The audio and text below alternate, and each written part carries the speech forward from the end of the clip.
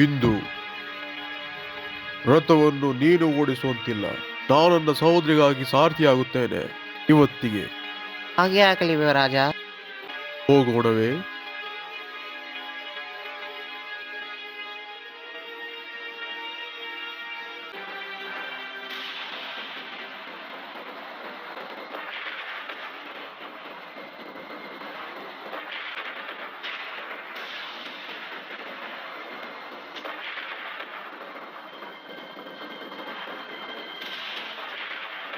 ಹೇ ದುಷ್ಟ ಕಂಸ, ನಿನ್ನ ಅಟ್ಟಹಾಸವನ್ನು ಕೊನೆಗಾಣಿಸಲು ದೇವಕಿ ಮತ್ತು ವಸುದೇವನ ಪುತ್ರ ನಿನ್ನ ಮರಣಕ್ಕೆ ಕಾರಣವಾಗುತ್ತಾನೆ.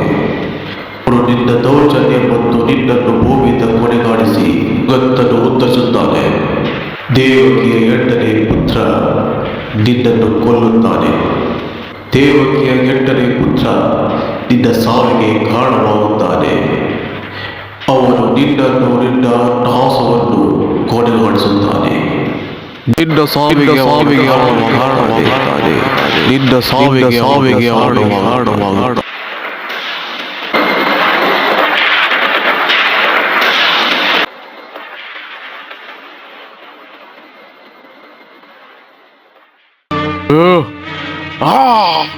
ಮೃತ್ಯುವೆ, ಅದು ನನಗೆ.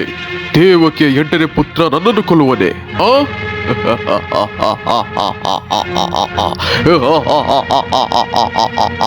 ಅವಳು ಬದುಕಿದರೆ ತಾನೇ ಅವಳು ಮಗುವಿಗೆ ಜನ್ಮ ಕೊಡುವುದು.